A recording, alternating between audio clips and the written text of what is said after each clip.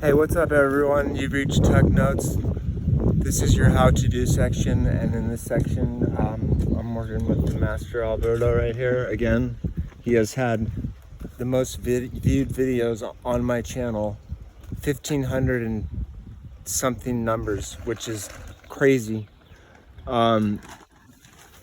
So we're just basically today we bought a new Japanese box maple wood tree from probably Costco. And then now what we're doing is we're gonna plant that into the hole that we just dug right here. But before that, we're gonna mix this special mulch type mix. That's what it's called right there, grow mulch. And then the tree that was existing in it was this one. We're gonna put that into this hole. So you'll see what the final product looks like, okay?